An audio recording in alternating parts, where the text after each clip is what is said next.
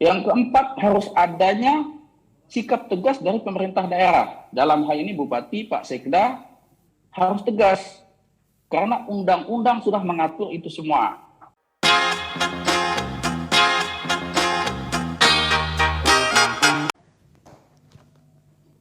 Saya ke Ketua Umum DPP Apkasindo yang saat ini sudah bergabung kita lewat Zoom,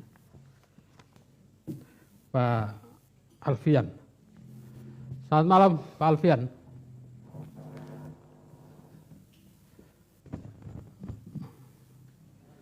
Ya. Halo, selamat malam, Bung Hadi. Ya, selamat malam, Pak Alfian. Silakan, Pak Alfian, komentarnya. Bisa didengar dengan baik? Ya, jelas suaranya, Pak. Baik, Assalamualaikum warahmatullahi wabarakatuh. Waalaikumsalam warahmatullahi wabarakatuh. Selamat malam bagi kita semua, salam sejahtera. Teman-teman yang ada di Kabupaten Balemo pada kesempatan hari ini, pada malam hari ini. Tadi ada saya lihat Pak Sekda, ada anggota DPRD Komisi 2 Pak Taufik, ada juga Pak Misno, teman baik kita, dan ada juga perwakilan kami di sana, Dewan Pimpinan Wilayah Apkasindo Perjuangan Provinsi Gorontalo. Izin kami dari Apkasindo Perjuangan, Asosiasi Petani Kelapa Sawit Perjuangan karena kami selalu setia mendampingi petani di dalam memperjuangkan hak-hak petani, baik itu petani mandiri, swadaya maupun petani plasma. Alhamdulillah kami akan jumpa nanti di bulan Oktober di Provinsi Gorontalo. Kami akan ada acara nasional. Besok pagi tanggal 24 kami ada acara nasional di Sulteng, Palu. Dan tanggal 7 September kami ditugaskan di Sulawesi Barat. Dan Oktober nanti akan jumpa di Gorontalo. Baik, pertama saya koreksi dulu, tadi Pak Misno sampaikan bahwa devisa yang diterima dari sektor sawit untuk tahun 2021 sebesar 451 triliun. Itu yang pertama. Yang kedua, sangat menarik sekali pada malam hari ini dengan tema janji manis membawa sengsara. Dan kebetulan ada pihak perusahaan juga, saya melihat di sini PT ASS. Saya sudah membaca sepintas tadi apa yang dikomunikasikan pada malam hari ini. Itu semenjak tahun 2015 sudah investasi di Kabupaten Balemo. Yang kedua tadi disampaikan Humas bahwa berdasarkan peraturan Bupati nomor 162 tahun 2012, mereka diberikan izin prinsip seluas 20.000 hektar, ada di 5 kecamatan. Selanjutnya saya melihat di sini ada kewajiban perusahaan yang harus membangun plasma sebesar 20% seperti amanah undang-undang. Di sini kalau kami melihat data yang kami terima ada 5.420 hektar di 7 kabupaten. Tapi info yang kami dapat dari pihak Humas ada 4.150 hektar yang sudah dibangun, yang layak dibangun. Selanjutnya dalam Undang-Undang nomor 18 tahun 2004 tentang perkebunan, ini perlu kita ketahui bersama bahwa perkebunan diselenggarakan dengan tujuan untuk meningkatkan pendapatan masyarakat, menyediakan lapangan kerja, dan mengoptimalkan pengelolaan sumber daya alam secara keberlanjutan. Selanjutnya di pasal 22 disebutkan, perusahaan perkebunan melakukan kemitraan yang saling menguntungkan, saling menghargai, saling bertanggung jawab, saling memperkuat, dan saling ketergantungan dengan pekebun, karyawan, dan masyarakat sekitar perkebunan melalui kemitraan yang dibentuk dengan pola plasma dan perusahaan. Perkebunan sawit PTSS berdiri di Kabupaten Balemo itu sudah semenjak 2012.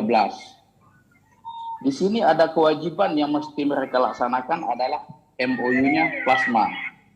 Saya mengikuti dari awal tadi sampai sekarang giliran kami untuk memberikan materi malam ini adalah plasma ini seperti amanah undang-undang.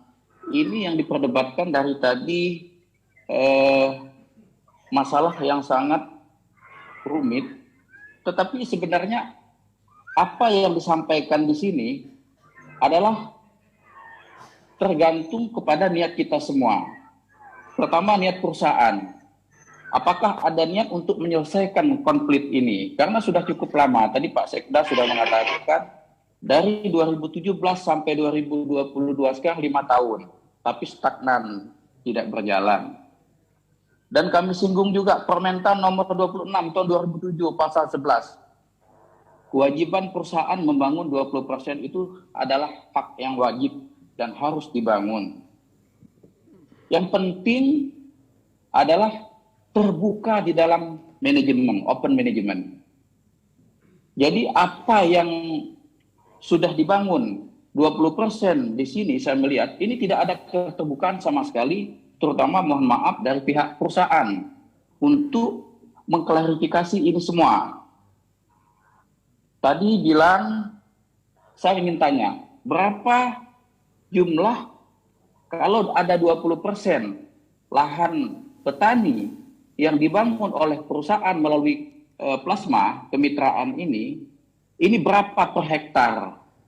60 juta kah? 70 juta? Kita harus tahu. MOU-nya harus kita buka bersama-sama. MOU itu ada 4 pihak. Perusahaan, koperasi, petani, dan perbankan. Di situ akan terang benderang. Berapa per hektar petani menanggung hutang. Yang mana hutang tersebut akan dicicil 5 tahun setelah sawit mulai panen. Sebelum 5 tahun atau 4 tahun, itu petani tidak diwajibkan untuk membayar kewajiban angsuran kepada pihak bank. Dalam hal ini, perusahaan hanya sebagai avalis. Petani punya hak mutlak, karena lahannya lahan dia. Dan petani wajib tahu, melalui koperasi yang ada di situ, berapa hutang dia, berapa angsur dia, tahun berapa dia mulai mengangsur. Ini harus dibuka dulu. Tadi Pak siapa yang bilang hampir setengah triliun. Ya memang kalau kita melihat 5.420 hektar, kalau ini semua diambil kredit di bank kali 70 juta, ini hampir 400 miliar, hampir 500 setengah triliun. Nah ini beban hutang petani. Nah akan dibayar di tahun kelima kalau dia mulai panen.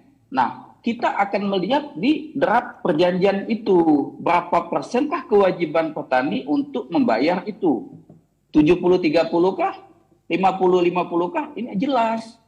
Jadi dari hasil panen itu, berapa hasil panennya itu akan kita bayar ke bank. Nah ini keterbukaan ini yang dibutuhkan oleh petani kepada pihak perusahaan. Yang tadi namanya open management. Jadi semua terbuka.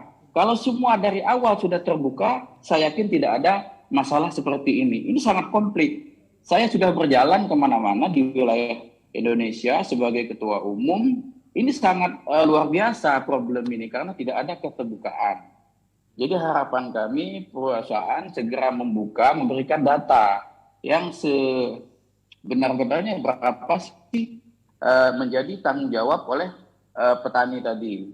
Kalau kita melihat 2012, 2017 dia mulai panen, itu dia mulai mencicil. Tadi Humas bilang, saya melihat kalau yang dijanjikan 1,5 juta per bulan di buah pasir itu tidak mungkin. Ini yang maksud dituntut masyarakat di sini adalah janji-janji daripada manajemen yang pada saat itu. Tetapi kita harus tahu juga Pak, 2017 itu berapa yang panen, kita buah pasir sudah hitung 2 ton per bulan. Pada 2018 harga sawit 1.100, kita akan kali berapa dapat, berapa dipotong ke bank, sisanya itu masuk petani, ada keterbukaan seperti itu. Sekarang sudah 2022, 2017 sampai 2022 ada 5 tahun. Nah ini bagaimana tindak lanjutnya ini terhadap manajemen? Koperasi ini harus hadir di situ. Jadi koperasi tidak boleh sebagai penonton, dia sebagai pemain. Kebanyakan mohon maaf kami mendapat laporan koperasinya duduk di situ adalah orang perusahaan sendiri. Nah ini yang tidak boleh. Petani adalah di situ sebagai penanggung jawab, sebagai tangan petani di situ untuk mengontrol berapa panen, berapa perawatan, berapa yang disetor ke perusahaan. Nah itu harus jelas semua. Jadi manajemen tidak boleh dikelola oleh perusahaan, tapi koperasi harus berdiri sendiri. Akhirnya tahu apakah kita sudah mengangsur berapa, plus atau minus. Nah ini harus terbuka semua. Kalau itu tidak terbuka, sulit. Jadi walaupun nanti ada rapat lagi, ya tidak akan menemukan titik terang yang jelas. Selanjutnya kami ingin menyampaikan bahwa saya tidak panjang lebar mengingat waktu sudah begitu malam. Tadi sudah disampaikan oleh teman-teman. Ada 6 poin yang perlu kami sampaikan pada kesempatan ini. Yang pertama, tadi saya menyampaikan kontraknya harus dibuka karena perjanjian 4 pihak. Yang kedua, BPKP harus turun tangan kalau hal ini dibutuhkan. Karena BPKP sekarang sudah bisa kita minta untuk masuk ke sistem perkebunan sawit untuk mengaudit. Mulai dari tahap proses perizinan sampai jadinya kebun, itu kita bisa meminta data BPKP maupun BPK pusat. Jadi kalau memang dibutuhkan, kita akan bersurat ke mereka untuk mengaudit ini semua. Siapa yang salah, siapa yang betul, siapa yang mesti bertanggung jawab akan terang benderang. Yang ketiga, kalau bila perlu melibatkan KPK, kita siap menghadirkan KPK. Karena kami baru bulan kemarin KPK masuk di sistem perkebunan lada dan mereka nyampaikan sendiri kepada kami, mereka siap untuk mendampingi petani apabila dibutuhkan untuk masalah perkebunan sawit. Jadi sangat welcome, kita punya jaringan untuk itu. Yang keempat, harus adanya sikap tegas dari pemerintah daerah. Dalam hal ini Bupati, Pak Sekda, harus tegas karena undang-undang sudah mengatur itu semua dan sanksi-sanksinya jelas. Jadi siapa yang salah, siapa yang betul, undang-undang harus tetap ditegakkan. Dan yang penting kelima adalah dukungan politik dari DPR seperti yang disampaikan Pak Patur tadi. Ini sangat butuh dukungan politik. Yang terakhir, yang keenam, kami tunggu kalau memang petani sawit dari Kabupaten Balemo untuk mengadu kepada kami DPP, kami siap memberikan pendampingan terhadap masalah ini. Jadi termasuk membentuk tim audit yang melibatkan semua pihak, didampingi oleh Apkasindo Perjuangan, kami siap hadir untuk itu. Nah ini yang dapat kami sampaikan, karena tadi sudah panjang lebar menyampaikan problem-problem yang ada di Kabupaten Balemo. Untuk hal itu kita kembali ke topiksi kita masing-masing. Demikian, terima kasih atas waktunya. Saya tutup wabillahi taufik. Wassalamualaikum warahmatullahi wabarakatuh. Waalaikumsalam warahmatullahi wabarakatuh. Terima kasih Pak Alfian. Jadi kalau kita simpulkan, sampaikan tadi, intinya adalah keterbukaan sebenarnya.